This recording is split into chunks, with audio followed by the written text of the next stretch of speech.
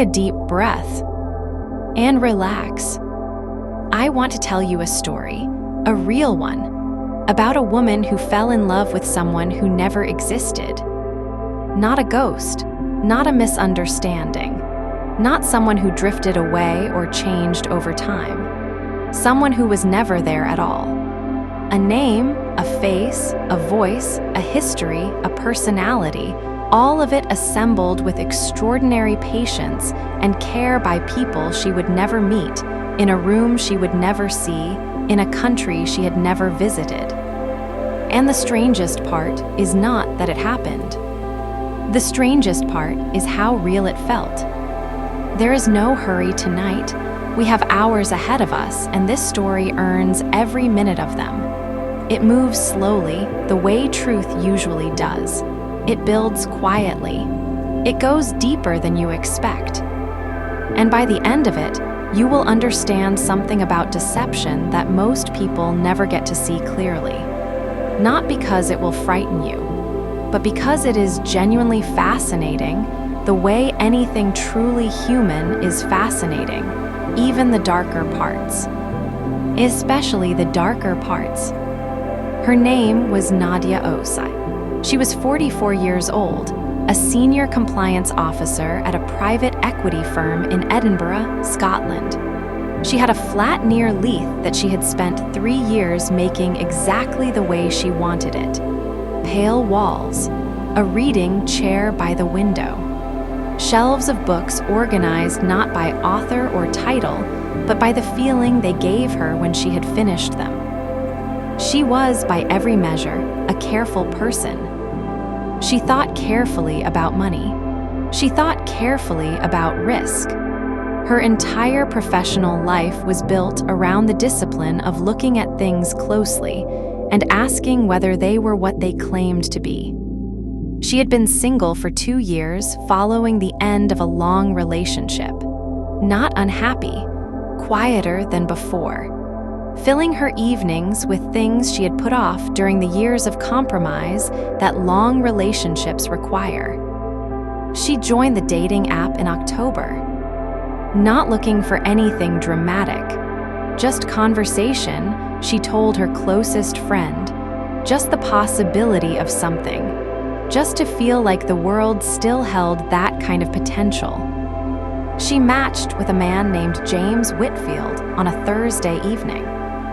His profile said he was 49, a civil engineer, based in Aberdeen, where the offshore energy industry kept people busy and often far from home. His photographs showed a tall man with gray at his temples, standing on what appeared to be an industrial structure somewhere cold and coastal. Another photograph showed him at a dinner table, smiling at the camera with the slightly self-conscious expression of someone more comfortable behind it than in front. He looked real. He looked, in fact, like the kind of person Nadia had always been quietly drawn to. Practical, understated, present. He messaged first. His opening message was not a compliment about her appearance. It was a question about a book visible on the shelf behind her in her profile photograph. He asked if she had enjoyed it, and if she thought the second half delivered on what the first half promised. She was charmed immediately, not swept away, just quietly pleased that someone had looked carefully enough to notice the book at all. They began to talk.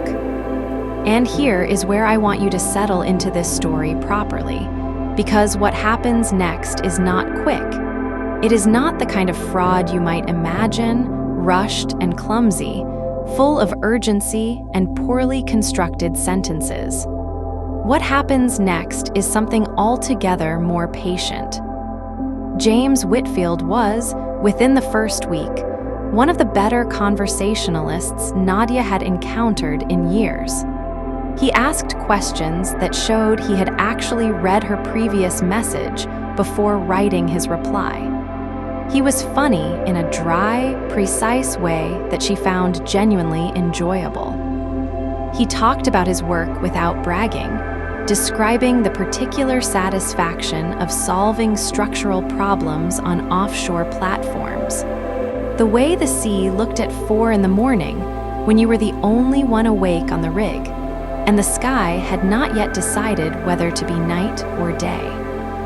He mentioned once, early on, that he had lost his wife to a sudden illness 5 years prior, that he had spent a long time afterward not being sure what to do with himself, that he was telling her this not for sympathy, but because he believed in being straightforward about where he had come from.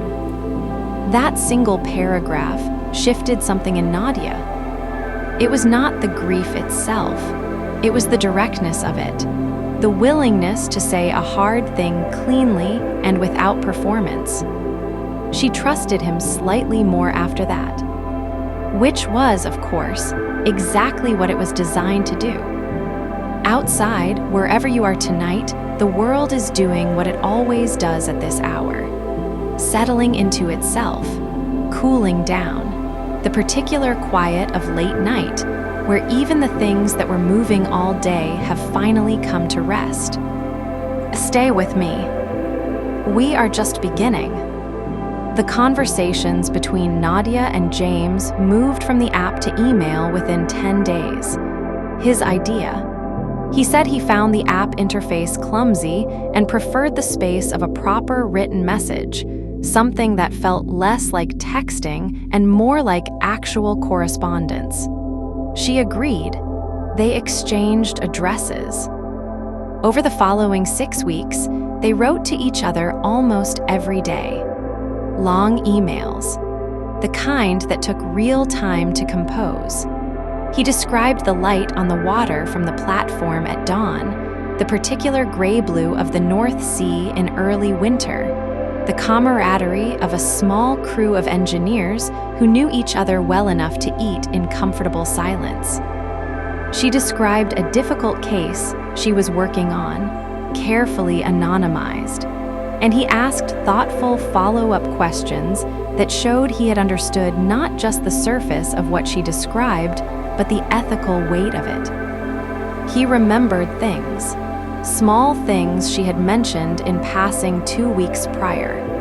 He brought them back up naturally, not to demonstrate that he was paying attention, but because he genuinely seemed to be. He had not yet asked for anything. Not a penny, not a favor, not even a photograph beyond what was on her profile. He had simply been present, consistently and warmly, for 6 weeks.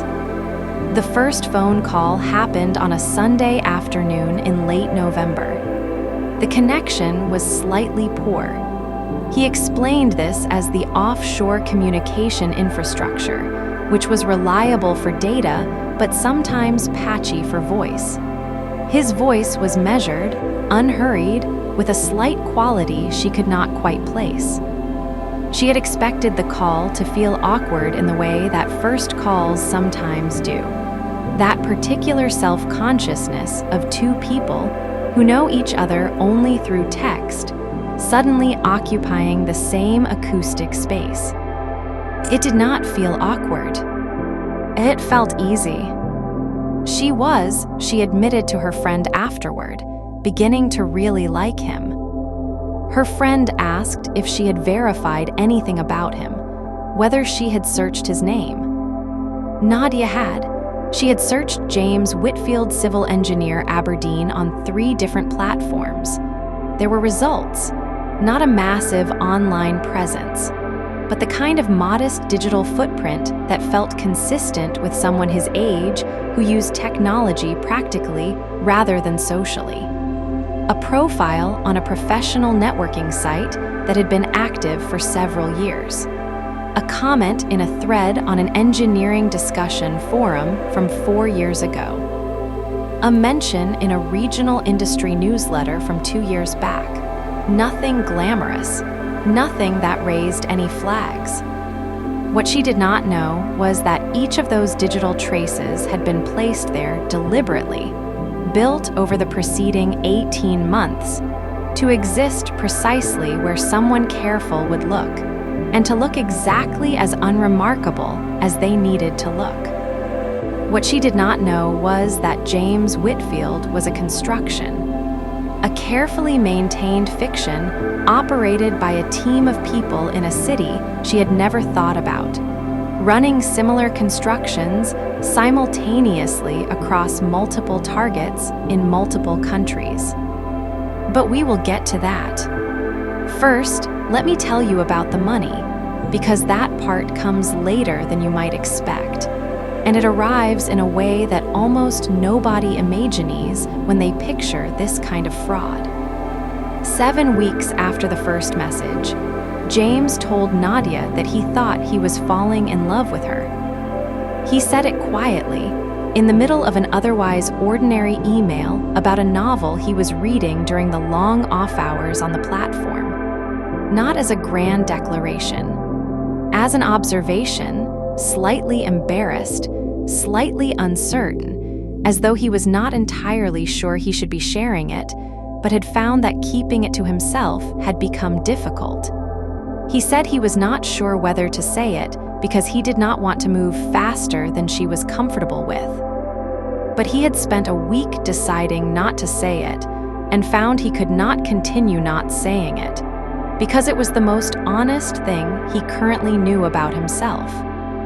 She sat with that email for 3 hours before responding. She was cautious. She told him she was not going to say the same thing back yet because she believed in being accurate with her feelings and she was not yet certain. But she told him she was glad he had said it, that it mattered to her, that she was glad he was in her life, whatever form that took. He wrote back within the hour and said that was exactly the right answer and that he respected her deeply for it. She told her friend about it that evening. Her friend listened carefully and then gently said, for the second time, that perhaps Nadia should consider whether everything was as it appeared. Nadia had considered it. She had done more research.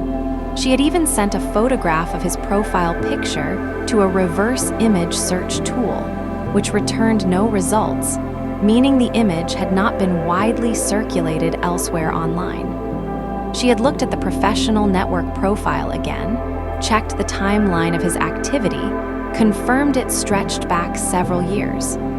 She had found the newsletter mention independently through a search rather than through anything he had given her. Everything checked out. Everything had been placed there to check out. This is the thing about sophisticated deception that is worth understanding clearly, and it is worth understanding even tonight, in the warm and quiet of wherever you are. It does not survive scrutiny through absence of scrutiny. It survives scrutiny by anticipating exactly where scrutiny will look and being there first. The photograph that returned no results in the reverse image search was a real photograph of a real person, a retired contractor in the American Midwest who had been approached online by someone offering to pay him for a small portfolio of casual personal photographs for a commercial project. He had agreed, thinking it was stock photography work. He had been paid a modest amount. He had never thought about it again. His face was now James Whitfield. His face was, at that same moment, the face of at least 2 other identities being run by the same operation. 12 weeks into their correspondence, James mentioned that he was coming to the end of his current platform contract and would be moving to a new project in 3 months. He was hoping, he said, that by the time the new contract ended and he had time to breathe, circumstances might finally allow him to spend some proper time in Edinburgh. He had been thinking about it. He had looked up the city on a map, though he knew it already, and found himself spending more time than he intended reading about the neighborhoods near Leith. Nadia felt something shift when she read that, the future becoming real in a way it had not been before, not an abstraction, an actual possibility, a Tuesday in spring, a coffee somewhere. The ordinary miracle of meeting in person someone who had lived for months as words on a screen. She allowed herself to imagine it. And that imagining, that small, quiet act of letting herself want something specific, was the precise moment the operation had been patiently waiting for. Because from that point forward, James Whitfield had something worth protecting in Nadia's mind. He had become not just a pleasant stranger, but a possible future, a concrete one. And the psychology of possible futures makes people behave differently than they otherwise would. It makes them protective. It makes them willing to accommodate difficulty if the difficulty is temporary and the future is real. The first financial mention came at 14 weeks. Not a request, a problem. Described with reluctance, almost apologetically, embedded in the middle of a longer email about entirely other things, positioned as something he had debated whether to mention at all. There was an issue with his contract payment, a bureaucratic delay involving an international transfer from the platform operator's parent company, which was registered in the Netherlands. His salary for the previous 2 months was sitting in an escrow account pending resolution of a documentation dispute between 2 subsidiaries. He had enough in his personal account to manage his immediate living costs without difficulty. But there was an unexpected equipment liability from a subcontracted job he had overseen 2 years ago that had resurfaced with poor timing. The amount was not enormous. The timing was simply terrible. He was not asking for help. He wanted to be clear about that. He was thinking out loud. He was sharing it because she had become the person he shared things with, and he had decided, after careful thought, that a real relationship meant not hiding the complicated moments. He said, in clear and warm language, that he would absolutely not accept any financial assistance from her, and that she should not give it a second thought. She offered. That is the architecture of it. That is the precise mechanism. The explicit refusal creates the space for the offer. It removes the transactional feeling entirely. She is not responding to a request. She is responding to a situation of her own free will because she cares about someone. She offered £3,000. He declined, gracefully and with evident discomfort. She insisted. He expressed being genuinely moved by her insistence. You could feel it in the tone of his reply, that particular softness of someone receiving more kindness than they feel they deserve. He accepted. With reluctance, he made no effort to conceal and promised to return it within 4 weeks when the escrow matter resolved. He returned it. Every penny exactly on time, with a handwritten note sent in a real envelope to her address in Edinburgh. The note was warm, specific, and personal. It referenced things she had said. It was written in a hand that was slightly untidy in a way that felt real, not carefully neat in the way of someone performing sincerity. That repayment was the most expensive thing the operation ever invested in this particular relationship, because what it purchased was worth enormously more than £3,000. It bought proof. It bought the lived experience of being repaid. It demolished the one logical objection she might have raised in any future moment of doubt, because she had been repaid already, and that fact would sit in her memory every time logic tried to raise a question. He had paid her back, so he was not a fraud. That single piece of experiential evidence outweighed every abstract warning she had ever heard about online deception, because it was not abstract. It was something that had actually happened. The second financial situation arose 6 weeks later, slightly larger. Slightly different context, described with the same reluctance, repaid with the same warmth. A little slower this time, with a brief explanation about the complexity of the transfer, which made the eventual arrival feel like a relief rather than a baseline expectation. The third was not repaid. Not immediately. There were complications, genuine-sounding ones. He was apologetic and specific about what was causing the delay. She was understanding, because the relationship was real to her, and real relationships involve difficulty, and being understanding in moments of difficulty is part of what being in a relationship means. The fourth was larger still. By this point, the psychological architecture was complete. The relationship was real to her in every meaningful sense of that word. The money had become part of the relationship, framed not as transactions, but as support, the kind of thing people who love each other do when circumstances require it. Temporary, specific, always with a clear reason and a clear timeline for resolution. Each subsequent financial situation built on the ones before. Each one was slightly larger. Each one had a plausible reason rooted in the established context of his professional life and its complications. The offshore industry, the international payment systems, the legal complexities of contract work across multiple jurisdictions, all of it constructed to sound exactly plausible enough to someone who knew roughly what such a life involved, but not closely enough to know where the specific details diverged from reality. 8 months after that first message on a Thursday evening, Nadia Oath had sent James Whitfield a total of £212,000. She had moved money from savings accounts she had built over 15 years of careful living. She had taken a personal loan from her bank, telling them it was for home renovations.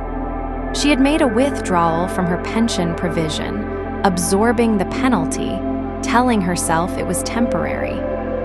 She had not told a single person.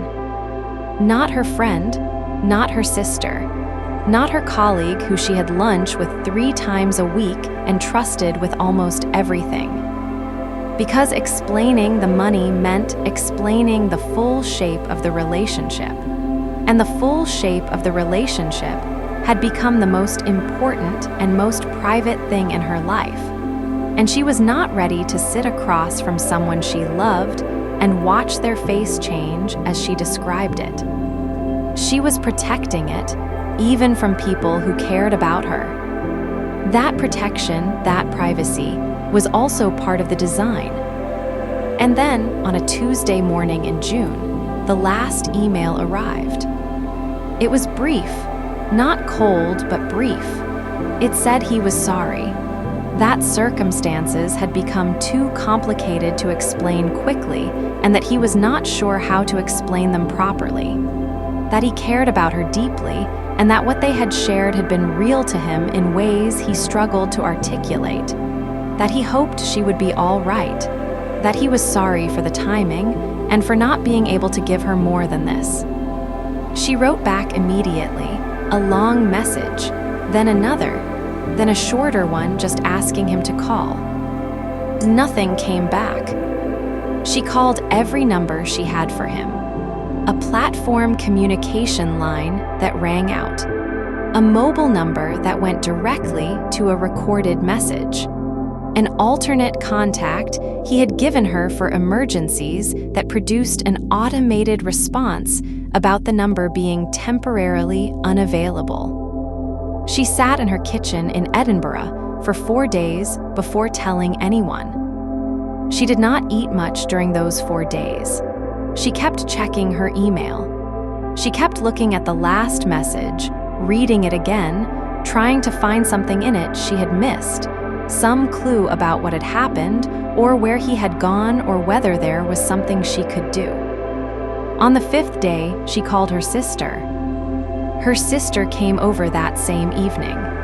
Nadia showed her the emails, all of them, the whole correspondence. Her sister sat at the kitchen table with Nadia's laptop and read for a long time without saying anything. What her sister felt reading those emails was something she described later to an investigator as deeply disorienting. Not because the writing was bad or unconvincing, because it was good, genuinely good. The personality on the page was consistent across 8 months. The voice was warm and specific and intelligent. The references were coherent. The emotional arc of the relationship, as it existed in those messages, felt real in a way that was difficult to dismiss. Whoever had written those emails had been genuinely skilled at the specific craft of being a person on a page. That was perhaps the most difficult thing to sit with. Not the money, not even the scale of the loss. The fact that somewhere, someone had invested real skill and real effort into constructing something beautiful and using it as a weapon. Let me take a breath here with you. Just for a moment. The night is deep now and you are safe in it. Whatever today held, it is behind you. This story is just a story, even though it is true. It is not happening to you. It is just something worth knowing quietly at the edge of sleep. Let me keep going. Nadia reported the fraud to the police. The officers who took her report were professional and sympathetic. They referred the case to a specialist economic crime unit.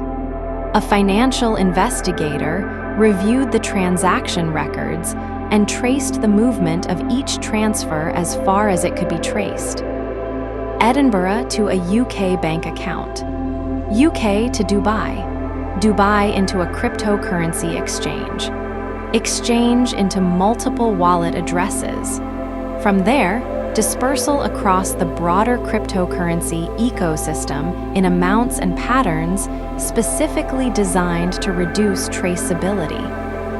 The trail became genuinely difficult past a certain point, not impossible in theory, practically very hard given the resources available for a single case. The investigation connected Nadia's case to 14 others through shared financial infrastructure. The same wallet addresses appeared in the proceeds chain of romance fraud cases from the UK, Canada, Australia, and Germany. The same relay structure, the same dispersal timing, the same pattern of mule accounts used in rotating cycles to avoid triggering automated bank fraud systems. One investigation, 14 victims, £260,000 to over $3 million, depending on how the connected cases were bounded. The operation that had run James Whitfield, the unit in Accra, Ghana, was identified through international cooperation between UK and Ghanaian law enforcement. Several members of the unit were arrested and charged in Ghanaian courts.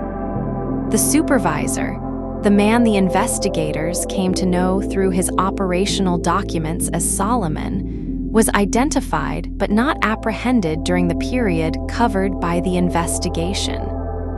His operational documents were, by all accounts, extraordinary. When law enforcement entered the office space above the mobile phone repair shop, they found printed documents, laminated in some cases, outlining the methodology of the operation in considerable detail. Psychological profiles of target demographics, scripts for different stages of the relationship arc, notes on how to handle specific types of objection, guidelines for pacing financial requests, a detailed protocol for the repayment gambit, advice on how to maintain multiple active relationships simultaneously without cross-contaminating details. One section of the documents dealt specifically with targets who worked in finance or law or compliance. It noted that these targets were often more resistant at first, having professional experience with deception, but that once their trust was established, it tended to be firmer than average because their professional training led them to trust their own judgment. If they had conducted due diligence and found nothing suspicious, they were less likely to revisit that conclusion, because revisiting it would mean doubting their own process.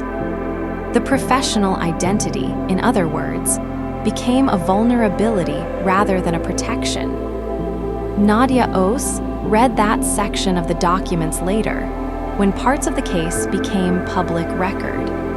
She said afterward that reading it was one of the stranger experiences of her life. To see herself described accurately in a document written by someone who had never met her and who had intended to use the description against her. To be understood that precisely by someone who wished her harm. She recovered slowly. She did not recover the money. She rebuilt her savings over years. She moved to a different flat. She did not join another dating app, but she did, eventually, begin having dinner with a colleague from work who had been patient enough to wait for her to be ready. She told her sister later that the thing she found hardest to let go of was not the money, and not even the humiliation of having been deceived. It was the grief of losing someone who had never existed. The relationship had been real to her. The conversations had mattered. The feeling of being known by someone, specifically and warmly, had been real, even if the person doing the knowing had been a document management system operated by a rotating team in a room above a phone repair shop. You cannot easily grieve someone who was never real. There is no language for it, no social script, no sympathy card that covers the particular shape of that loss. That is perhaps the cruelest part of this kind of fraud. It does not just take money. It takes the experience of having been in a relationship and replaces it with something you cannot properly mourn. Let me take you somewhere else now. Let me tell you about Raj. He was 27 years old, a software developer living in Bangalore. He had been building a careful financial life for 3 years, a savings account, a small mutual fund portfolio, cryptocurrency holdings worth approximately 8 lakh rupees, accumulated slowly and patiently through a period when he had been earning well and living frugally, and which he thought about with the quiet satisfaction of someone who has built something real through discipline. The call came on a Wednesday afternoon in March. It came from what appeared on his phone screen to be his mobile carrier's official customer service number. The number looked exactly right. He had called that number before. The woman on the other end of the line was professional and calm. She identified herself as a customer care executive and explained that there appeared to be unusual activity on his mobile account, possibly indicating an unauthorized SIM duplication attempt by a third party. She was calling proactively to help him secure his account before any damage occurred. She just needed to verify a few details to confirm his identity before initiating the security protocol. Raj was careful. He did not give her his PIN. He did not give her his internet banking passwords. He gave her what seemed like safe information: his registered address, his alternate contact number, his date of birth, his approximate duration as a customer with the carrier. The call lasted 6 minutes. It felt routine, the kind of administrative interaction that you do not quite remember afterward, because nothing about it stood out as worth remembering. He did not think much about it afterward. That night at 2 a.m, he woke to find his phone showing no network signal. He assumed it was a tower issue, perhaps maintenance. He put the phone on his bedside table and went back to sleep. By the time he woke at 7 the following morning, his phone number had been transferred to a SIM card held by someone he had never met, in a city he did not know, who had spent the hours between 2 and 6 in the morning systematically accessing every account Raj had that used his phone number for two-factor authentication. His cryptocurrency exchange account, his primary email, his secondary email, his bank app, his cloud backup, his account recovery systems. Each of these had sent verification codes during that window. Each code had gone to the stolen number, not to Raj. Within those 4 hours, someone had initiated and confirmed withdrawal requests for his entire cryptocurrency holding. They had moved the funds through 3 intermediate wallets in sequence. Each one operated for a short window and then abandoned. By the time the exchange's morning fraud review systems flagged the unusual withdrawal pattern, the funds had already cleared to the 3rd wallet in the chain and were effectively outside the exchange's ability to intervene. 8 lakh rupees, gone by sunrise, gone in the time it takes to sleep. Raj discovered this when he drove to the carrier's retail outlet at 9 in the morning, because his phone still had no signal, and he had begun to suspect something beyond a tower issue. The customer service agent at the desk looked at his account and told him, with visible discomfort, that his number had been ported to a new SIM card the previous night. The porting request had come through the carrier's authorized channel.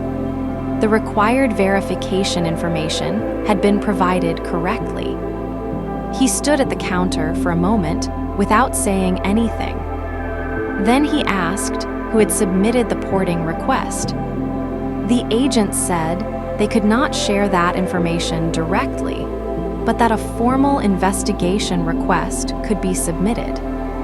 He drove home and opened his exchange account on his laptop and saw what he already knew he was going to see. The balance was 0. The transaction history showed a sequence of withdrawals time-stamped between 2:14 and 5:47 in the morning. Each withdrawal was for an amount just below the threshold that would have triggered the exchange's automated large transaction review. They had been carefully sized. Whoever had done this had known exactly where the threshold was. Raj sat at his desk for a long time. He filed a complaint with the carrier. He filed a report with the cybercrime cell. He contacted the exchange, which responded with a form letter explaining that since the withdrawals had been authenticated through the correct credentials and two-factor codes, the exchange bore no liability. The security of the phone number, the letter explained, was the responsibility of the account holder and the mobile carrier. He received a second form letter from the carrier, explaining that porting requests submitted with the correct verification information were processed in accordance with regulatory requirements, and that the carrier bore no liability for unauthorized use of correctly provided account details. He was in possession of 2 letters, each correctly describing why the other party was responsible, and neither of them was going to give him his money back. He was not alone in this, not even close. In the same quarter, the same mobile carrier had processed, investigators later determined, over 200 porting requests that bore the hallmarks of social engineering fraud. The same pattern of a prior information gathering call, a same-day or next-day porting request, a withdrawal or account access event within hours of the port completing. Most of those 200 people had never connected what happened to them to a coordinated operation. They had assumed it was something they had done, a password reused somewhere, a phishing link clicked, something personal and isolated and their own fault. The shame of that assumption kept many of them from reporting it at all. The 6-minute phone call that preceded Raj's SIM swap had used a technique called number spoofing. The real calling number had been masked and replaced with the carrier's official customer service number, the one printed on the back of Raj's SIM card, the one he had stored in his phone as a verified contact. Number spoofing services operate on a commercial basis across multiple online platforms. The cost of spoofing a single call is negligible. The barrier to using them is essentially zero for anyone who knows they exist. The information Raj had provided on that call, his registered address, his date of birth, his alternate number, his account tenure, was sufficient to pass the carrier's porting verification protocol. The protocol existed to prevent unauthorized porting. It had been designed with good intentions and adequate care.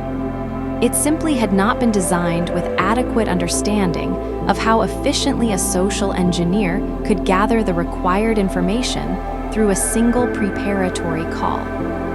The protocol was a lock. The 6-minute call was a key that could be cut in under 10 minutes with the right tools. Raj spent several months navigating a process that was sympathetic and largely futile.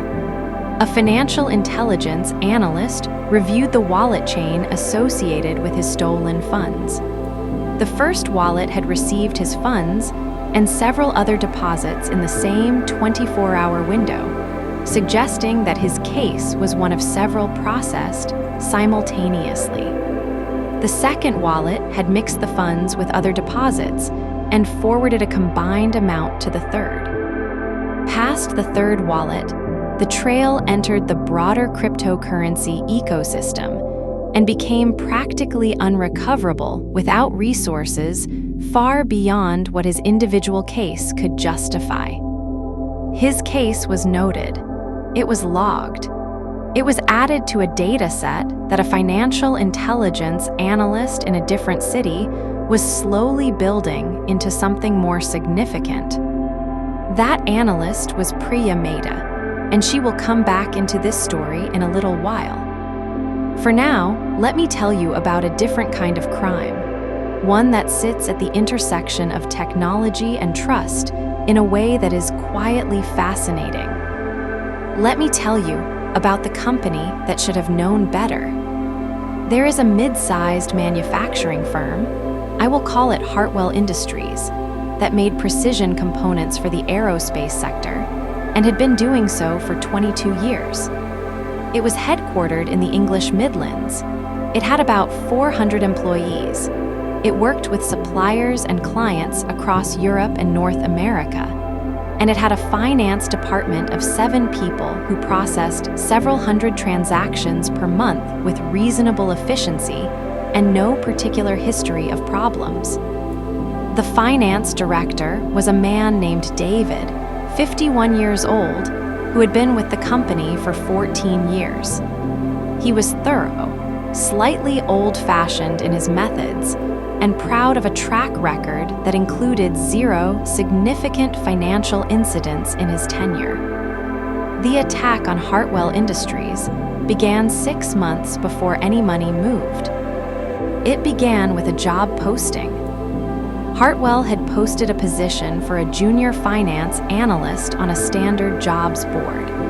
The posting included, as such postings routinely do, a description of the role, the required qualifications, and a summary of the team and department the successful candidate would be joining.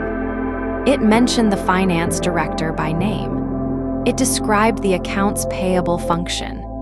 It referenced the ERP system the company used for financial management, mentioning it by name as a required skill. This posting was live for 3 weeks. It was seen by many people with legitimate interest. It was also seen and carefully read by someone with different intentions. Over the following weeks, the company's public digital presence was systematically reviewed. Its website, its LinkedIn company page, its filings with Companies House, press releases. An interview the chief executive had given to a regional business publication 2 years prior. A guest article the operations director had written for a trade journal. Social media activity from several employees who discussed their work publicly. From all of this, assembled into a coherent picture, a significant amount of useful information could be derived. The organizational hierarchy, the names and likely email addresses of key personnel, the company's major supplier relationships, several of which were mentioned publicly, the ERP system in use, the approximate size and structure of the finance function, the name of the finance director and his approximate tenure. The attacker's email address was registered to a domain name that differed from Hartwell's real domain by a single transposed letter pair. On most screens, in most email clients, at a normal reading pace, this difference was invisible. The eye does not read domain names character by character. It reads them as a shape, a familiar pattern, and confirms them without scrutiny. The first email went to a supplier contact, not to Hartwell at all. It purported to come from David, the finance director, and asked the supplier to confirm their current banking details for an upcoming payment cycle review. The supplier's accounts receivable team responded with their standard banking information, as they would respond to any such request from a long-standing client. The attacker now had the supplier's real banking details. The second email went to Hartwell's accounts payable team, appearing to come from the supplier's domain, which had similarly been spoofed. It advised that the supplier had recently changed banking institutions and provided new payment details for all future transfers. It included a reference number that matched the format the real supplier used, because the real supplier's reference format was visible on previous invoices that had been obtained through separate means. The accounts payable team processed the update through their normal change of details procedure. The procedure required verification, which in practice meant a callback to a number on file. The number on file had been updated through a separate email to the administrative team a week before the banking details change request arrived. Everything was verified. Everything pointed to itself. The next scheduled payment to that supplier was processed to the new account number. The amount was £380,000. The real supplier called 3 weeks later to ask about the overdue payment. David, the finance director, stared at his screen for a long moment when he understood what he was looking at. Then he called IT security. Then he called his bank. Then he called the police. The bank traced the receiving account to a newly opened business account at a different UK bank. The account had received the funds, held them for approximately 6 hours, and then initiated a series of outward transfers to 5 different accounts across 3 countries. By the time the investigation request reached each of those receiving banks, 2 of the 5 accounts had already been emptied. £380,000. The full amount was not recovered. A partial recovery was made through insurance. But here is the part of this story I want you to hold on to. In the aftermath of the investigation, when the digital forensics team reconstructed the attack timeline, they found that the attacker had spent 6 months not just researching Hartwell, but watching it, monitoring its public communications, tracking its personnel changes through LinkedIn updates, noting when the previous account's payable manager left and a new one joined, and timing the attack to fall in the period when the new person was still learning the role and the specific procedural quirks of the department. The attack had been timed to land when the person processing it would be least likely to have the instinct that something was slightly off. Because long-term staff develop instincts, new staff follow procedures. The procedure said to verify the change. The verification pointed to itself. The procedure was followed correctly. The fraud succeeded completely. There was no failure of process. There was no obvious mistake. There was simply a patient, thorough, invisible preparation phase that turned the company's own internal procedures against it. Somewhere tonight, in a city you will never visit, someone is spending 6 months getting ready to make a 6-minute move. They are patient. They are thorough. They are invisible. That is a strange thing to know. Not frightening exactly, just strange. The way the world is strange when you look at it carefully enough. Take a breath. You are still safe here, just listening to a story, just knowing something true. Let me keep going. There is a thread connecting all of these stories that I have been following quietly, and we are beginning to get close to it now. But first, I want to tell you about one more person, because her story is where all the threads finally come together. Her name was Priya Mehta. She was 34 years old and worked as a financial intelligence analyst in a unit that sat, organizationally, at the intersection of several different law enforcement and regulatory bodies. Her job was not to investigate individual cases. Her job was to look across cases, to find patterns in the noise, to see the thing that was invisible when you were standing close to it, but obvious when you stood far enough back. She had been doing this for 6 years.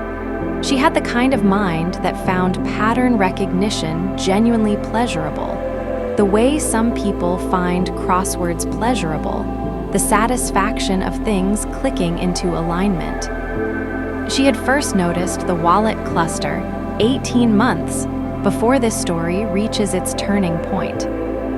A wallet cluster is a group of cryptocurrency addresses that are linked by transaction patterns, not by any identifying information, not by a name or a location, by the specific way money moves between them. The timing, the amounts, the relay structure, the dispersal method, like a fingerprint made of behavior rather than biology.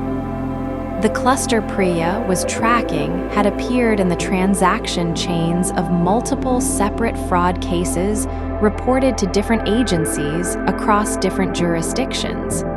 Not prominently, not as the primary trail, as a midpoint, a relay station through which proceeds passed on their way to final dispersal. The first time she noticed it, she flagged it in her system and moved on. The second time, 3 months later, she stopped and looked more carefully.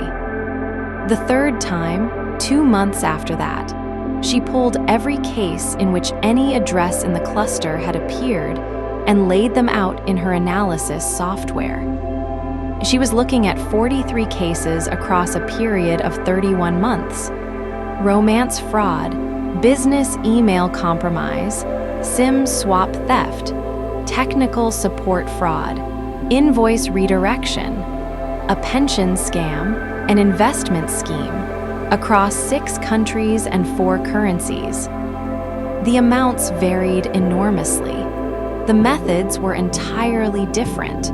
The perpetrators, where identified, had no obvious connection to each other. But the money, at some point in its journey, had passed through the same 7 wallet addresses. Not similar addresses, not addresses with similar patterns, the same specific addresses, identified by their unique cryptographic identifiers, which cannot be faked or approximated. Priya sat with that for a long time. What she was looking at was, she believed, a shared financial infrastructure service. something that different criminal operations had independently contracted to handle the proceeds of their fraud. An outsourced money laundering capability available to multiple clients simultaneously, which was why money from completely unrelated operations kept converging on the same relay points. She called it the clearinghouse. She spent the following 8 months building the map of the clearinghouse. Every transaction into the cluster, every transaction out, every associated address, every correlated case, the timing patterns, the fee structures, which she could infer approximately from the amounts going in and the amounts coming out, the operational security behaviors of whoever ran it, which were sophisticated and consistent.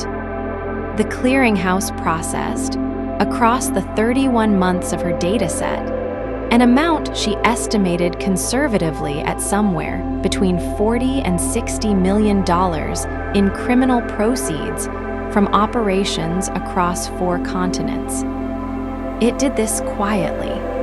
It did this reliably. It did this in a way that kept each client operation fully isolated from every other client operation, so that even if one fraud was investigated and traced, it led to the clearinghouse relay point and stopped there, going no further toward any of the other clients.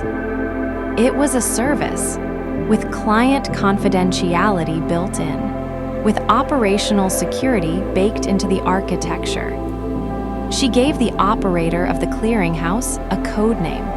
She called this person the conductor. She did not know who the conductor was. She did not know where they were.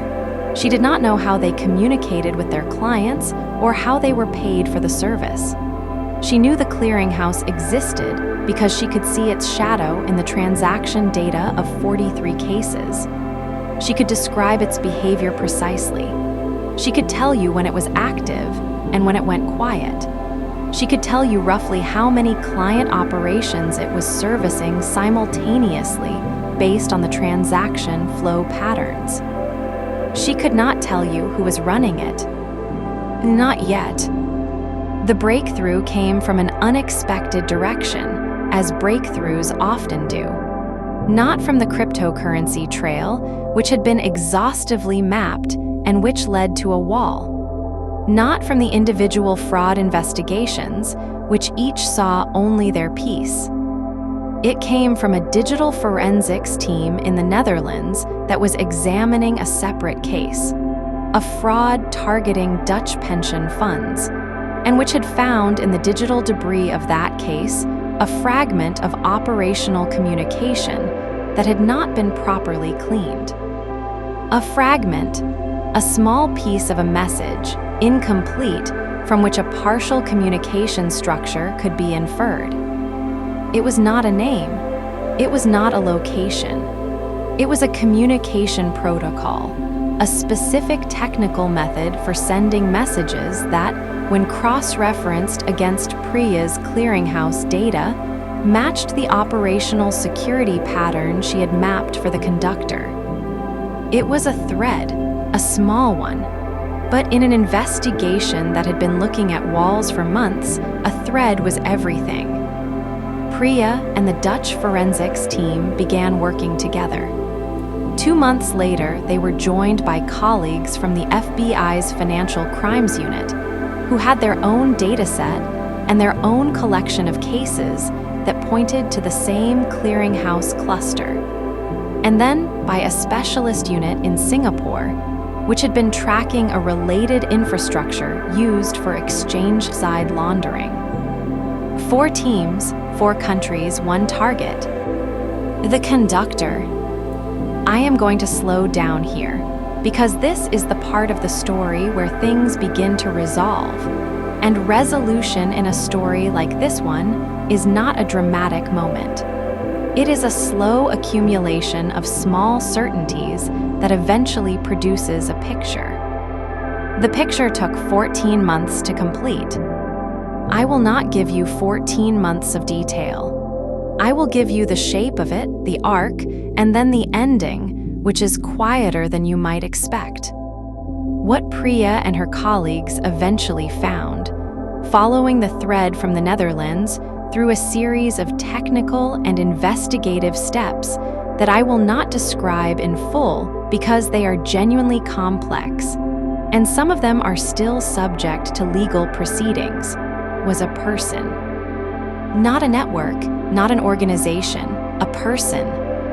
A 43-year-old man who had, until recently, worked as a software developer specializing in financial technology. He had worked for legitimate companies. He had been well regarded in his field. He had left formal employment 8 years prior and established what appeared to be a small, independent consultancy providing technical services to fintech startups. The consultancy was real.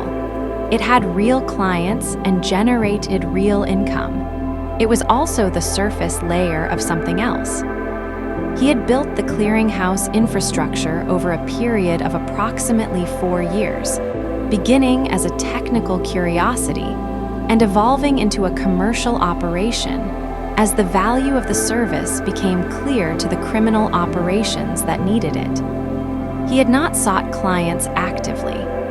He had been approached through the dark web referral networks that connect people in that world by someone who needed reliable proceeds handling and had been told this person could provide it. He had said yes once, then again, then he had formalized it. He lived in an ordinary house in an ordinary neighborhood in a mid-sized European city. He had a family. He had friends. He had a car that was slightly nicer than average and a holiday habit that was slightly more frequent than his legitimate consultancy income could straightforwardly explain, though not so much so as to be obviously suspicious. He had been careful, genuinely careful in the ways that matter for staying invisible, but not careful enough. Not against 4 teams with 4 datasets and 14 months of patience.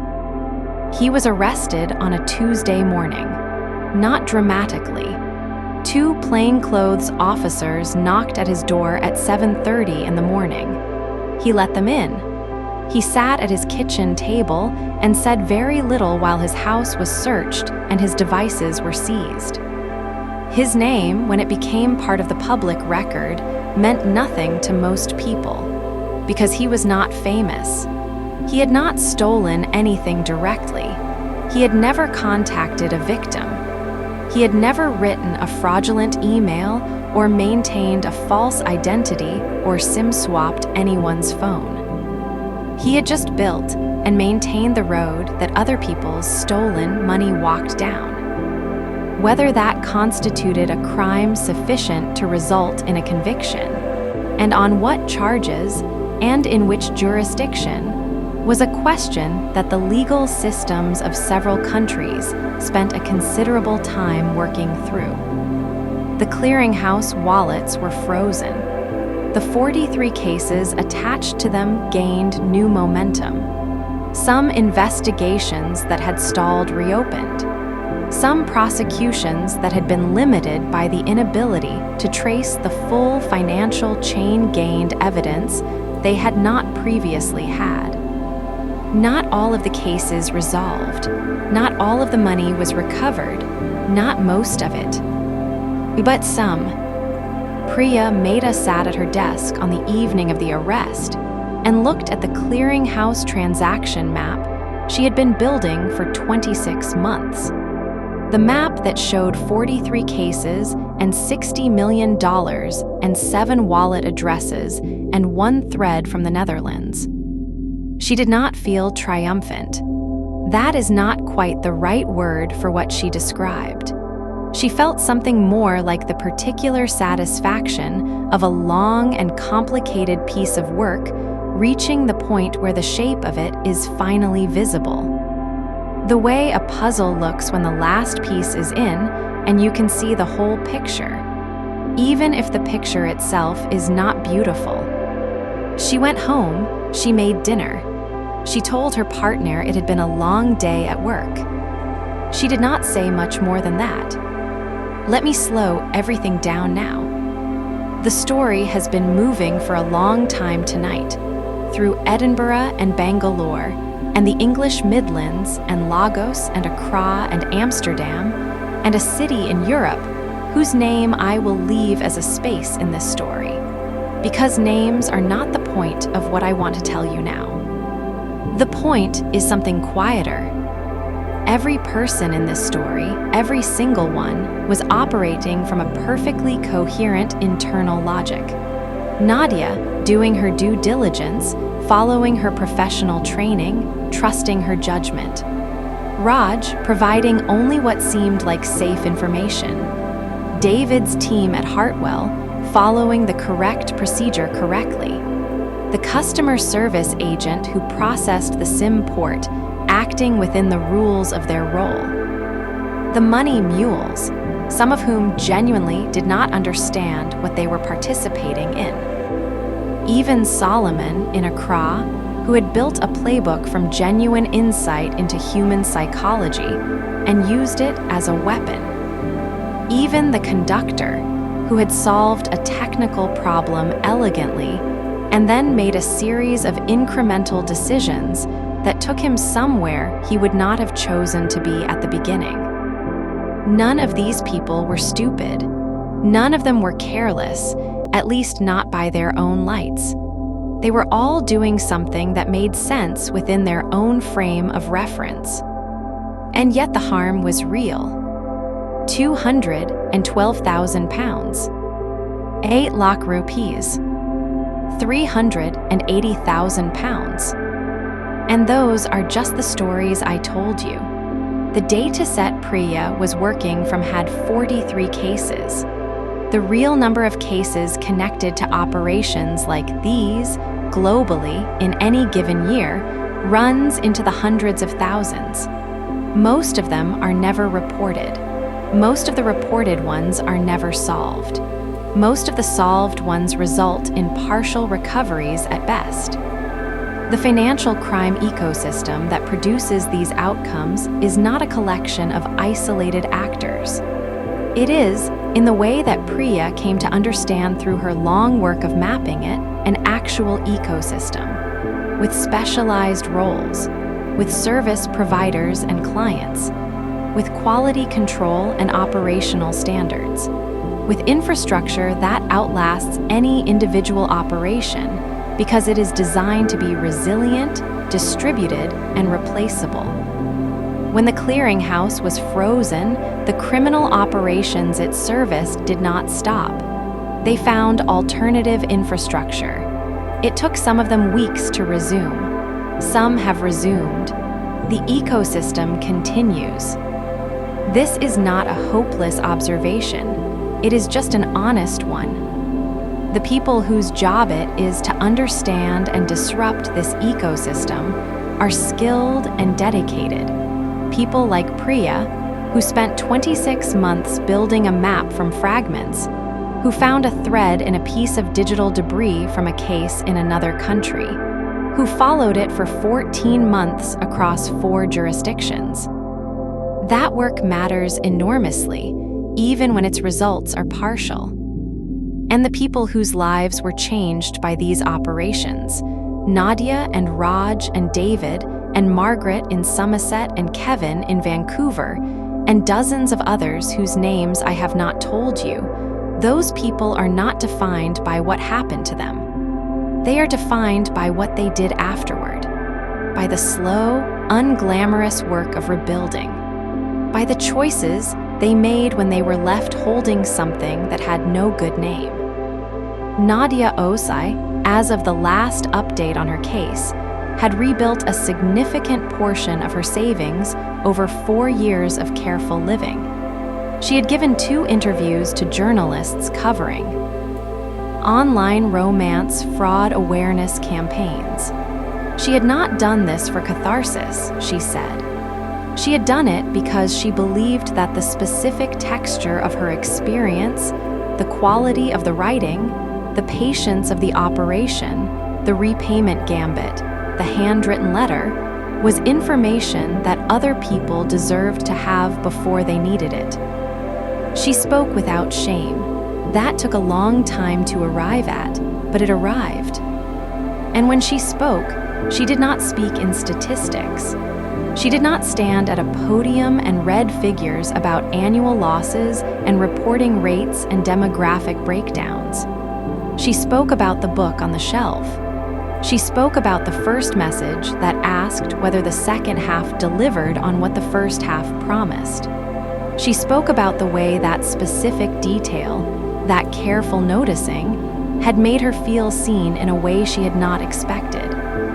She spoke about what it felt like to grieve someone who had never existed, and how there was no word for that particular kind of loss, and how the absence of a word for it had made it harder to carry for a long time. The audiences she spoke to were quiet in a particular way when she finished, not the polite quiet of people waiting to applaud. The deeper quiet of people who have just heard something that has rearranged something inside them slightly. One woman came up to her after a talk in London and said very quietly that she had been corresponding with someone for 4 months and had not told anyone and had been trying to decide whether to send money for 2 weeks, and that she was going to go home and end the correspondence tonight. Nadia did not know what to say for a moment. Then she said that she was glad. That was all, just that she was glad. That conversation, she said later, was worth every difficult minute of standing up and saying the things she had said. One conversation, one person who went home and made a different choice. The mathematics of harm prevention are not glamorous. You do not get to see the attacks that did not happen. You do not get to count the money that was not sent. The woman in London went home and ended a correspondence and never sent a penny to someone who was not real, and that fact appears nowhere in any data set and will never be counted in any annual report. But it was real. Let me tell you something about the way these campaigns work, because it is worth knowing. The most effective fraud awareness messaging, researchers have found, is not the messaging that says watch out for these red flags and here is a checklist. That kind of messaging creates something called white noise, where people hear the warning in the abstract and apply it to a generalized idea of a victim who is not them, who is older or less educated or less experienced or somehow more obviously susceptible.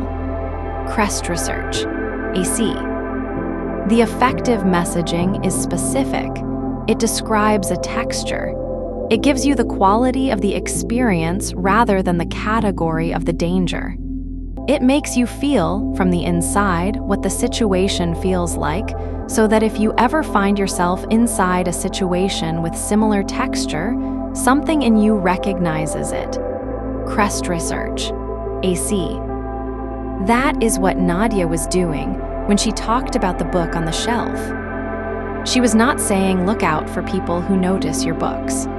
She was saying here is what being carefully seen feels like, so that if you are ever carefully seen by someone you have not yet met in person, some part of you holds that feeling up to the light for a moment before setting it down as simply a good thing. The pause, the moment of holding it up to the light, that is all awareness campaigns are really trying to create. Not suspicion, a pause. A pause long enough for a question to form. And the question does not have to be a dramatic one. It does not have to be, is this person real? It can be as simple and quiet as would it hurt anything to verify this independently. That question, asked at the right moment, costs nothing. It takes seconds. And sometimes, not always, but sometimes, it changes everything. Raj Pillai moved his remaining savings into cold storage hardware wallets, devices that are not connected to the internet, and therefore cannot be accessed remotely regardless of what happens to his phone number. He became, in the years after his loss, genuinely expert in mobile security, and wrote a series of long, detailed posts on a technology forum explaining exactly how SIM swap attacks work and what steps a person can take to reduce their exposure. ARP. Those posts have been read collectively by several 100,000 people. He never recovered his 8 lakh rupees, but he changed the odds for a few 100,000 strangers, and that is not nothing. What strikes me about Raj is the particular direction his response took. He did not become angry at the carrier. He did not spend his energy in blame, though blame would have been understandable. He became curious. He took the thing that had happened to him and turned it into a subject of genuine study, the way you might study any interesting and important problem. He wrote about it the way a teacher writes. Clearly, with examples, with the kind of detail that is only available to someone who has lived the experience rather than merely read about it. He described what the call sounded like, the professional tone, the calm, the way nothing about it felt urgent or suspicious.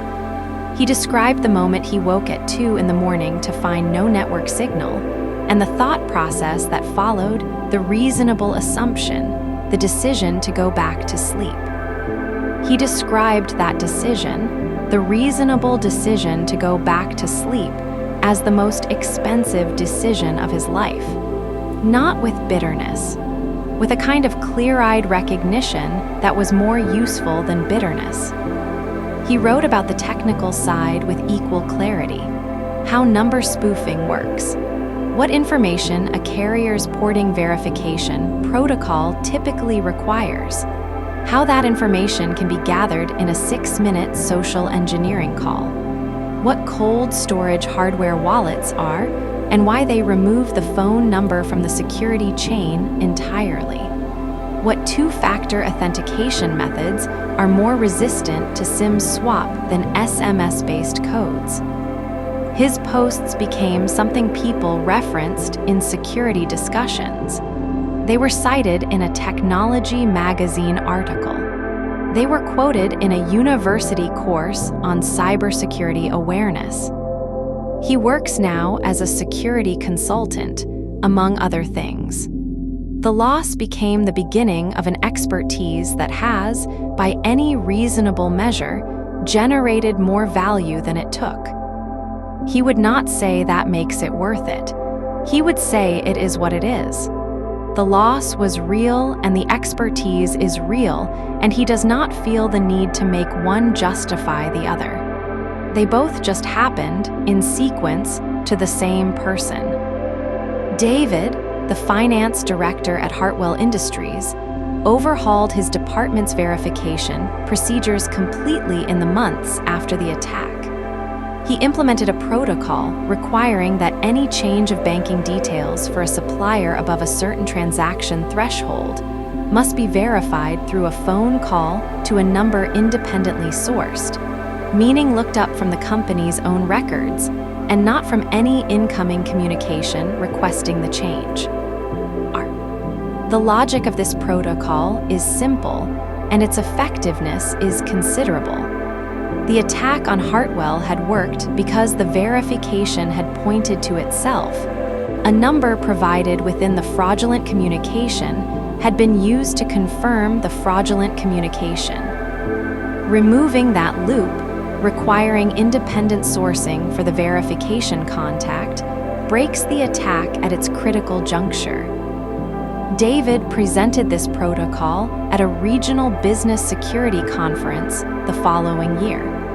He described the attack clearly, without embarrassment, in terms that made the mechanism of it understandable to people who might not have technical security backgrounds.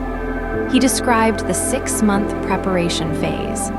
He described the way the attack had timed itself to the transition period when a new staff member was still learning the role. He said, standing at that podium, that the most important thing he wanted the room to take away was not the protocol itself, but the underlying principle, which was that verification is only useful if the verifying contact is genuinely independent of the thing being verified. That a lock you open with a key provided by the person wanting to get through the door is not a lock. Several companies in the room adopted versions of his protocol. He knows this because they told him afterward or in follow-up correspondence. The fraud that targeted Hartwell was never solved. The money was partially recovered through an insurance claim. The people responsible were never identified, but the procedure change that came out of it has, in all probability, prevented similar attacks elsewhere in ways that will never be documented anywhere. Harm as teacher, loss as information. That is a thin consolation for the people who carry the cost of it, but it is a real one. Margaret, in Somerset, eventually found her way to a support group for victims of romance fraud. There she met other people who understood exactly what she had lost and who did not ask her to explain why she had not noticed, or why she had kept sending money, or why she had not told anyone. They already knew why. They had their own versions of the same answers. Love said. The support group met every 2 weeks in a community center in a market town 20 minutes from her house. It was not a dramatic place. Folding chairs, a table with tea things, a window that looked out on a car park. The kind of room where ordinary life happens in its most practical forms. But what happened in that room, Margaret said, was the most important thing that happened to her in the 2 years after the fraud. Not therapy, exactly. Not information sharing, exactly. More like the simple relief of being in a room full of people who did not need you to explain yourself, who already understood, from the inside, the specific shape of what you had been through. There was a retired police officer in the group who had lost £40,000 to a man who claimed to be a diplomat. There was a woman in her 30s who had been targeted on Instagram and had nearly sent money before a friend intervened. There was a man who had been corresponding with someone for 2 years and had never sent money, but had fallen genuinely in love with a person who did not exist and was grieving that loss as though it were a real bereavement, because it was. They did not judge each other. They had no basis for judgment. They had each been the person in their story, and each of their stories had made complete sense from the inside. Margaret said once at a meeting that the thing she wanted people to understand was that it was not about being foolish. It was about being found at a vulnerable moment by people who were very good at the specific skill of making you feel less alone. Crest Research, AC. And that the need to feel less alone is not a character flaw. It is just being human. The room was quiet after she said that. A different kind of quiet than the polite silence of people being respectful. The deeper quiet of recognition. Of a room full of people who had each felt ashamed of something that was not, at its root, shameful. The coordinator of the group said later that Margaret's way of putting it had become something they returned to regularly, a kind of touchstone for the group.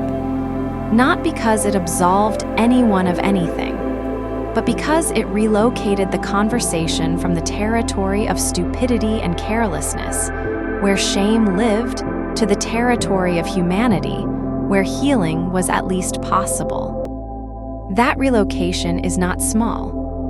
Let me slow down even further now. We are in the last part of this story, and the last part is not a resolution.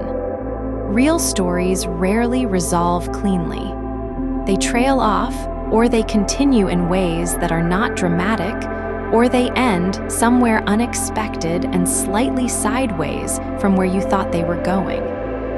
The clearinghouse case, as of the last available information, was still working its way through the legal processes of multiple jurisdictions. The man at the center of it had cooperated, to a degree, with investigators. He had provided information about the clients who had used his service, information that was of significant value to several ongoing investigations. The extent to which that cooperation would affect his legal outcome remained, at that point, unresolved. His family did not know, for the first several months after his arrest, what he had been doing. His partner had known only that he worked in financial technology and brought in a comfortable income from consulting work that she had no reason to examine closely. His children were young enough that what their father did for work was an abstract concept regardless. The investigators who interviewed him said he was not what they had expected. He was quiet, precise in his language, and appeared genuinely to have compartmentalized what he was doing so completely that it had not disturbed his sense of himself as an ordinary person. He had rules. He had not stolen directly. He had provided a service. He had kept detailed records, which had turned out to be both evidence against him and, in a different reading, evidence of the orderliness of his mind. He could tell you, from those records, exactly how much money had passed through the clearinghouse in 31 months. He had the number ready before the investigators had finished calculating it from the transaction data. He gave it calmly, as though it were a metric of operational efficiency rather than a measure of harm. That calm was, the lead investigator noted in her case file, perhaps the most genuinely unsettling thing about him. The Solomon operation in Accra had been partially dismantled. Several members of the unit were charged and prosecuted in Ghanaian courts. The laminated documents, the psychological playbooks, the memory system, all of it was seized as evidence.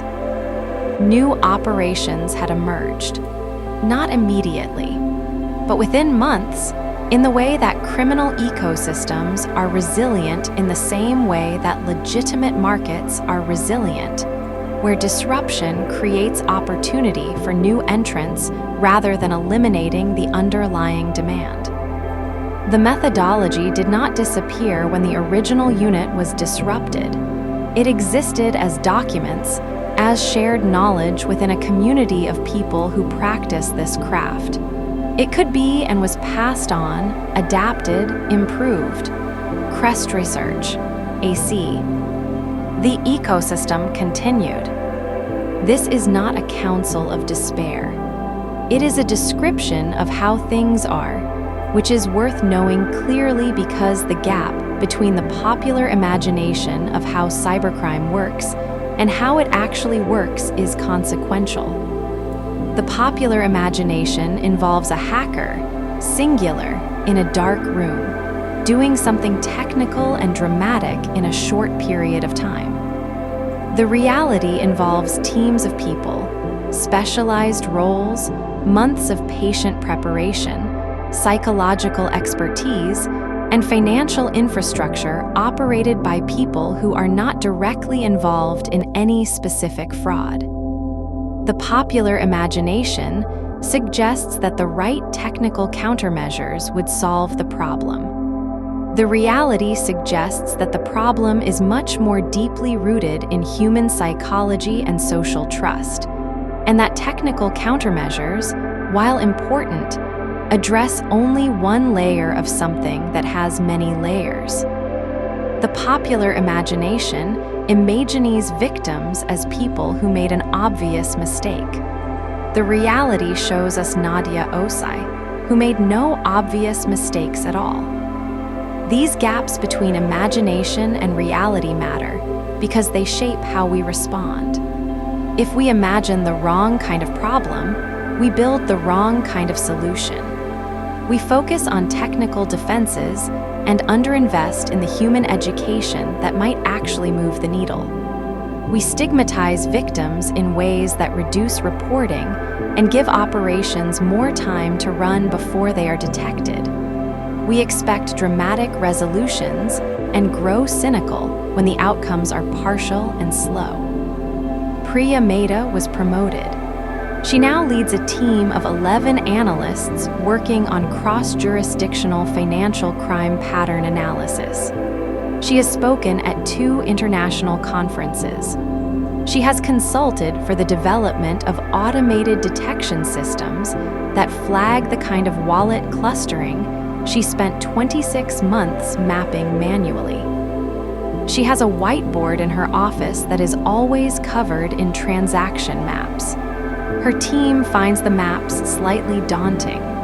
She finds them, she has said, genuinely beautiful in the way that any complex system is beautiful when you understand enough of it to see the whole shape. She is still looking for the next clearinghouse. She believes there are several operating that she cannot yet see. She is probably right. What Priya represents in this story is something worth pausing on. She is the person who looked at 43 separate cases, each one investigated in isolation by different agencies in different countries, and saw a single system. Who had the patience and the analytical capacity to build a map from fragments over 26 months without knowing whether the map would ever resolve into anything actionable? That kind of work is not celebrated in the way that dramatic arrests are celebrated. It does not make for the kind of story that gets made into a film. It is slow and technical and full of dead ends, and it requires a tolerance for uncertainty that most people find difficult to sustain over months and years. But it is the work that the problem actually requires. The clearinghouse was found not through a dramatic break, but through the accumulation of small certainties over a very long time. A fragment in the Netherlands, a cross-reference, a pattern that matched across datasets assembled independently in 4 countries. A thread followed with patience for 14 months. In this, the investigators and the people they were investigating were more similar than either would probably like to acknowledge. Both were patient. Both were thorough. Both were building maps in the dark. The difference was in what the maps were for. There is a strange symmetry in all of this that I find genuinely interesting, and I want to sit with it for a moment before the story ends. The most sophisticated fraudsters and the most effective investigators share certain qualities: patience, attention to pattern, the ability to think about systems rather than just individual events, the capacity to hold a great deal of information organized and connected over long periods of time. Solomon, with his laminated playbooks and his weekly document reviews and his careful coaching of team members on psychological technique, was, in a dark mirror version of it, doing what a good manager does: building systems, refining processes, developing the capabilities of his team. Priya, with her 26 months of transaction maps and her cross-jurisdictional dataset and her patience with fragments, was doing something that in another context we would recognize as beautiful intellectual work: pattern recognition at scale, the specific satisfaction of making a complex system visible. The qualities that make someone good at sustained deception and the qualities that make someone good at sustained investigation are not entirely different sets of qualities. They are, in many cases, the same qualities directed toward opposite ends. This is not a moral equivalence. The ends are entirely different, and the harm that flows from one and not the other is real and significant, but the symmetry is real and worth noticing, because it suggests something about what makes these operations possible that goes beyond the simplistic narrative of unusually clever criminals exploiting unusually naive victims. The people running these operations are not superhuman. They are not geniuses. They are people with certain capabilities who have directed those capabilities toward a specific and harmful end. The capabilities themselves are not the problem. The direction is. And the people working to disrupt these operations, Priya and her team and the Dutch forensics analysts and the FBI Financial Crimes Unit and the investigators in Accra and Singapore and Edinburgh, are people with similar capabilities directed toward a different end. The contest between them is real, and it is ongoing, and neither side is winning decisively. That is, in a certain light, a strange comfort. It means the outcome is not determined. It means the work of the people trying to prevent harm matters.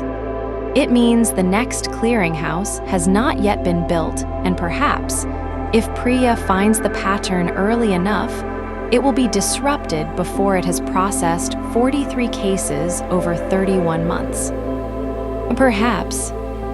Let me come back to Nadia one more time, because she deserves the last word before this story ends. There is something she said in an interview. About a year after she began speaking publicly about what had happened to her, that I have been thinking about since I first encountered it. She was asked whether she had become more suspicious as a result of her experience, whether she now approached strangers differently, with more caution, more reserve. She thought about it for a moment before answering. She said that she had become more careful in specific and limited ways, that she verified things she had not previously thought to verify, that she looked at domain names, that she sourced phone numbers independently, that she held financial requests, even from people she trusted, to a slightly higher standard of scrutiny than before. But she said that she had been very deliberate about not allowing the experience to make her suspicious in a general sense. Not because suspicion was irrational, but because she believed that a life lived in suspicion was a different kind of loss, a loss that the fraud operation would be, in a perverse way, responsible for. And she was not willing to give them that. She said that the James Whitfield operation had taken her money and her time and her sense of safety and her trust in her own judgment, and that she had worked very hard to recover all of those things. She had mostly succeeded, slowly, unevenly, with setbacks and bad days and occasional terrible weeks. But she had not allowed it to take her fundamental orientation toward the world, which was that most people were what they appeared to be, and that extending trust was, on balance, the right way to live a human life. She said that holding onto that orientation, despite everything, was the thing she was most proud of. Not the speaking, not the advocacy, not even the gradual financial recovery. The decision to remain, at the deepest level, open. That decision was not naive. It was not forgetting what had happened. It was a choice, made consciously every day, to not let what had happened determine her fundamental posture toward a world that was, mostly, not that. I think that is worth holding. The world these stories happened in has not changed. The technology is faster now. The tools are better on both sides. The scale has grown. The methods have evolved in the way that any competitive practice evolves, each side adapting to the other's adaptations, a slow technical and psychological arms race that has no obvious endpoint. And yet, there is something that persists beneath all of this. Something that the sophistication of the attacks and the scale of the losses and the complexity of the international legal frameworks and the cryptocurrency dispersal trails and the fake LinkedIn profiles and the spoofed phone numbers all sit on top of without changing. Which is that every single one of these attacks worked because of something true about people. Nadia trusted her judgment. That is true about her. Raj assumed a familiar number meant a familiar caller. That is true about most people. David's team followed the procedure. That is true about how organizations function. Margaret needed someone to talk to. That is true about grief and loneliness and the long quietness of a house after a loss. The attacks did not create these things. They found them. They walked into spaces that already existed and occupied them so completely that from inside those spaces, nothing felt wrong. That is the genuinely interesting thing about all of this. Not the technology, not the international money trails, not even the sophisticated psychological playbooks laminated and filed above a phone repair shop in Accra. The interesting thing is what it reveals about human beings, about the specific textures of trust and need and judgment and assumption that we carry through our ordinary days, about how precisely those textures can be read by someone patient enough to study them. We are, all of us, operating on a set of assumptions that mostly work. We assume familiar numbers belong to familiar callers. We assume people we have known for months are who they appear to be. We assume that a domain name that looks right is the one we know. We assume that someone who has repaid us once will do so again. These assumptions are not foolish. They are efficient. They are how attention works at the scale of a human life, with hundreds of inputs and limited processing time, and a fundamental need to extend trust to function in the world at all. The people who exploit these assumptions are not smarter than the people they exploit. They are simply specialized. They have invested time and practice in a specific narrow skill, which is the skill of finding the exact point where an assumption is load-bearing and applying pressure there, gently, patiently, invisibly. Most people never develop that skill because there is no honest use for it. But most people also never need to defend against it consciously, because the honest and ordinary extension of trust works fine most of the time. The world is not mostly full of people studying your assumptions. It is mostly full of people who have their own lives and their own preoccupations, and who interact with you at the surface, quickly and without strategic intent. This is worth remembering. The stories I have told you tonight are true, or true enough that the texture of them carries the weight of truth. They happened to real people. They caused real harm. They were conducted by real human beings who made choices, one after another, each choice small enough to seem manageable, until the accumulation of them had produced something significant. They are also, in the full scope of human interaction, exceptional. Not in the sense of being rare enough to dismiss, because they are not rare, but in the sense that they represent a deliberate, effortful, sustained deviation from the ordinary texture of how people treat each other. Most people in most interactions are what they appear to be. That is still true. It is worth holding that alongside the darker knowledge, not because it neutralizes the darker knowledge, but because without it, the darker knowledge becomes distorting. It makes you see the exceptional as the rule. It makes you read every unfamiliar email as an attack, and every kind stranger as a potential construction, and every coincidence as the beginning of a design. That way of seeing the world is also a kind of harm. A quieter one, paid not to a fraud operation, but to a version of yourself that deserved better. The right response to knowing these stories is not suspicion.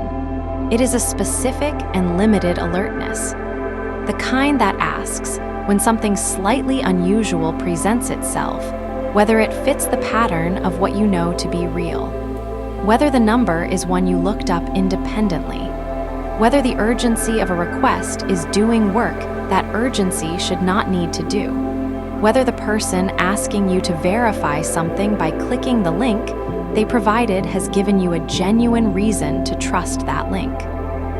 These are small questions. They take seconds. They do not require you to distrust the world. They just require you to stay slightly present at the moments when presence matters. That is all. And now, let me end this story quietly, because quiet is where it belongs. Somewhere tonight, Nadia Os is asleep. Her flat near Leith is the way she made it, pale walls and a reading chair and shelves of books organized by feeling. The money she lost has not come back. The relationship she grieved, the one that never existed, has faded into something she can hold without being held by it. She will speak again somewhere, in a community center or a conference room or a school hall, and someone in the audience will go home and make a different choice. And that fact will not appear in any data set, and it will be real anyway. Somewhere tonight, Raj is at his desk or already asleep, and his posts on the forum are still there, still being read. And someone tonight, in some city he will never know, is reading one of them and understanding something they did not know before, and moving their savings somewhere safer, and going to bed slightly less exposed than they were this morning. Somewhere tonight, Margaret is in her garden in Somerset, or has come in from it, and the house is quieter than it once was and fuller than it was in the worst months. And she carries what she carries with a steadiness that took a long time to build, and that she has earned in the way that only hard things are earned. Somewhere tonight, David is asleep in the Midlands, and the protocol he built is in use in several companies he has never visited, and transfers that might have gone wrong have not gone wrong because of a procedure he described at a conference in a regional hotel conference room to an audience of 63 people who were checking their phones at the start and not checking them at the end. Somewhere tonight, Priya Mehta's whiteboard is covered in a map that is not yet finished. She will add to it tomorrow. She will find another thread eventually. She always does.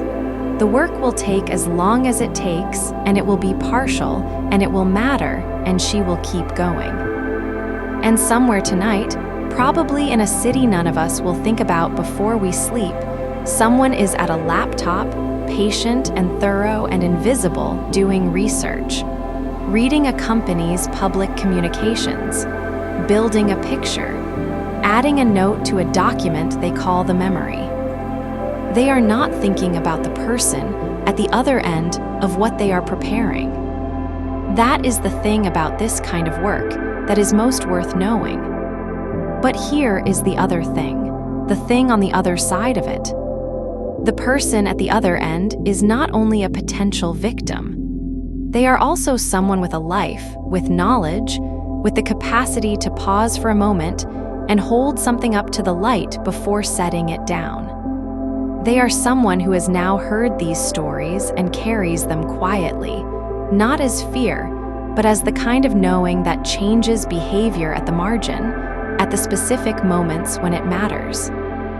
They are, in other words, slightly harder to reach than they were this time yesterday. Not invulnerable. Nobody is invulnerable, but slightly harder to reach, and that slightly is real, and it accumulates across millions of people who have heard stories like these and carry them forward into their ordinary lives. The ecosystem continues, and so do the people inside it. We are the people at the other end, not because we are naive, not because we have failed to be careful enough, but because we are people, Because we have needs and assumptions, and the ordinary human desire to be seen and known, and to extend trust to a world that mostly deserves it. That is not a weakness.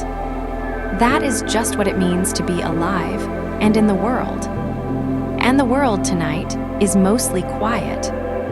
The things that were moving all day have come to rest. The emails have stopped arriving for now. The phone is still.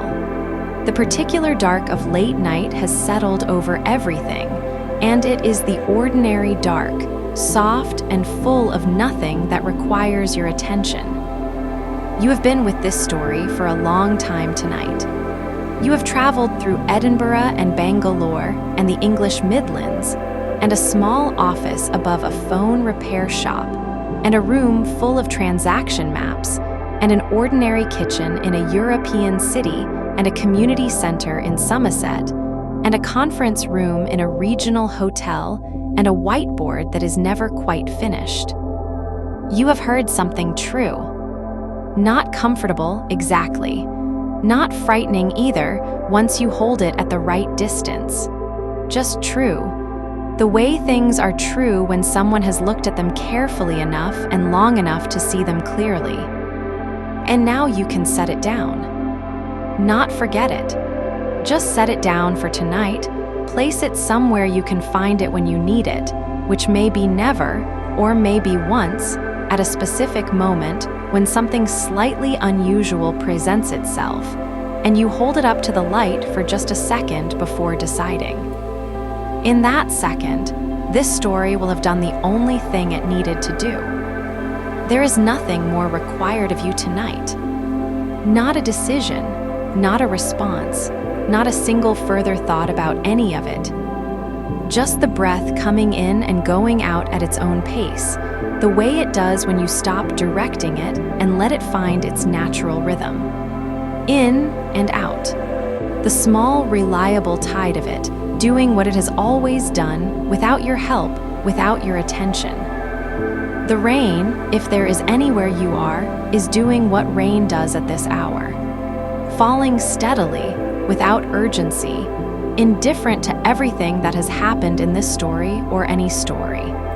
Landing on glass and pavement and roof and leaf with the same gentle consistency it has always had. The dark outside your window is the same dark it has always been. Ordinary and soft and full of nothing that requires anything from you tonight. The world will still be there tomorrow.